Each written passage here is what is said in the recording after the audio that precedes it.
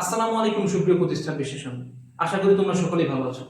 তোমরা সকলেই জানো 20 এপ্রিল 2026 থেকে তোমাদের ঢাকা বিশ্ববিদ্যালয়ের প্রযুক্তি ইউনিটের ভর্তি পরীক্ষার ফলাফলের পর সাবজেক্ট চয়েস শুরু হয়েছে। এই সাবজেক্ট চয়েস দেওয়ার পদ্ধতি নিয়ে তোমাদের মাঝে নানা রকম দ্বিধাদ্বন্দ্ব কাজ করছে।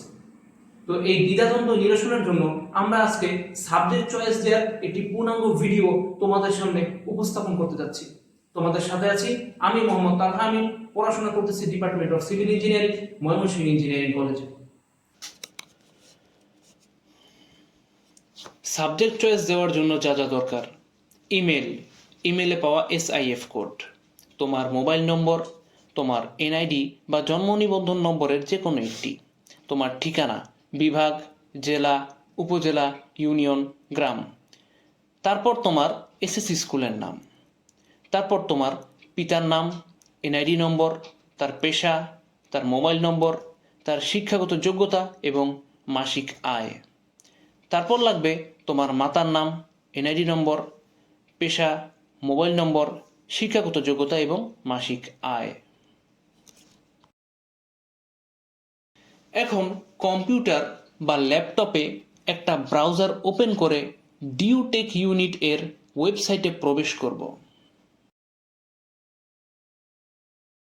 এবার লগ ইন করতে হবে।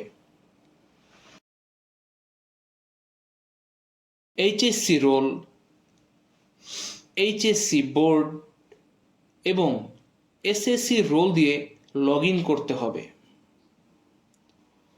লগ ইন করার পর বিস্তারিত ফর্ম নামক একটি অপশন দেখা যাবে। এবার বিস্তারিত ফর্মে ক্লিক করতে হবে, তারপর নতুন ফর্মে ক্লিক করতে হবে।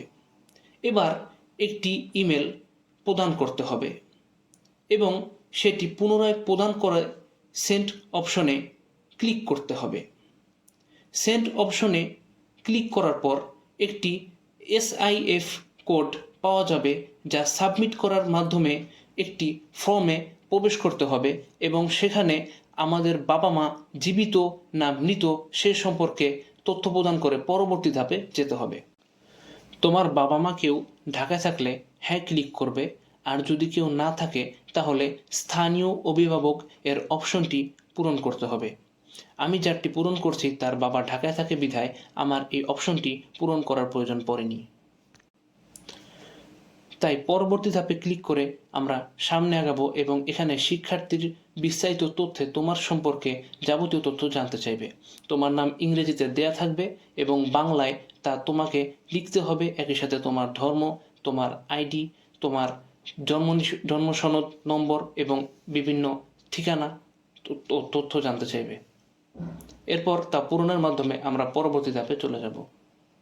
এরপর বৈধ অভিভাবক বাছাই করতে হবে, পিতা অথবা মাতা। এরপর পিতার বিস্তারিত তথ্য প্রদান করতে হবে। পিতার বিস্তারিত তথ্যে পিতার নাম ইংরেজিতে দেওয়া থাকবে এবং পিতার নাম বাংলায় লিখতে হবে এবং পিতার পেশা, তার NID নম্বর, তার মাসিক আয় ইত্যাদি প্রদান করতে হবে। একই সাথে মাতার বিস্তারিত তথ্যে মাতার নাম ইংরেজিতে দেওয়া থাকবে, মাতার নাম, মাতার পেশা, মাতার মাসিক আয় ইত্যাদি প্রদান করতে হবে। এরপর একটি ড্যাশবোর্ড পাওয়া যাবে, সেখানে শিক্ষার্থীদের ইতোমধ্যে পূরণ করা যাবতীয় তথ্য একটি সুসংগঠিত আকারে প্রদর্শন করা হবে, যা সঠিকভাবে নিশ্চিতকরণের মাধ্যমে আমাদেরকে পরবর্তী ধাপে যেতে হবে। পরবর্তীতে আমাদের সামনে ভর্তিযোগ্য বিষয়ের তালিকাটি উপস্থাপিত হবে এবং সেখান থেকে মূলত আমাদের সাবজেক্ট চয়েসের কার্যক্রম শুরু করতে হবে। সাবজেক্ট চয়েস দেওয়ার সময় প্রতিবারই আমাদের 3 ধরনের শিক্ষার্থী সামনে আসে।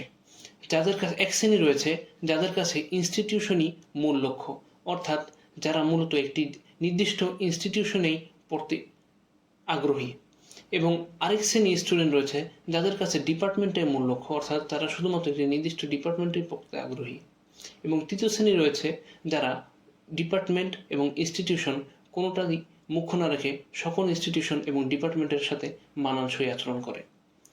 তো এক্ষেত্রে যারা ইনস্টিটিউশনের প্রতি বেশি আগ্রহী তারা ময়মনসিংহকে এগিয়ে রাখে, এবং যারা ডিপার্টমেন্টের প্রতি আগ্রহী তারা একটি নির্দিষ্ট ডিপার্টমেন্টকে এগিয়ে রাখে, এবং এভাবেই আমরা প্রতিটি সাবজেক্টকে চয়েস লিস্টে রেখে পরবর্তীতে নিশ্চিত করুন বাটনে ক্লিক করে এর পরবর্তী ধাপের দিকে এগিয়ে যাব এবং সেখানে একটি ড্যাশবোর্ড প্রদর্শিত হবে, যেখানে আমাদের সম্পর্কিত যাবতীয় তথ্য দেয়া আছে এবং এগুলো নিশ্চিতকরণ বাটনে ক্লিক করার মাধ্যমে আমরা সামনে এগিয়ে যাব এবং বিস্তারিত তথ্য প্রদানের জন্য পাসওয়ার্ড নিশ্চিতকরণ করতে হবে। তাই মোবাইল ফোনের SMS অপশনে গিয়ে নিচের টেক্সটটি লিখে তা বাংলালিংক, টেলিটক অথবা গ্রামীণ ফোনের নম্বর থেকে 16321 নম্বরে প্রেরণ করতে হবে এবং প্রেরণ করার পর ফিরতি SMS-এ আমি একটি SIF কি পাবো, যা দাখিল করার মাধ্যমে আমার যাবতীয় কার্যক্রম সম্পন্ন হবে।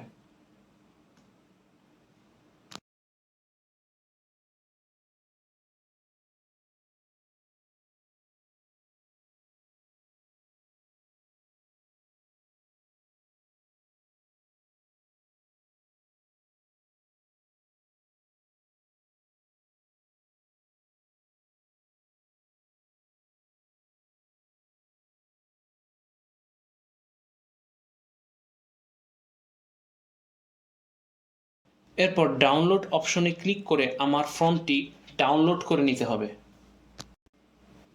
এরপর ডাউনলোড করার জন্য প্রাথমিক ফর্ম পূরণকালে প্রাপ্ত SIF কি নিচের বক্সে লিখে দাখিল করতে হবে।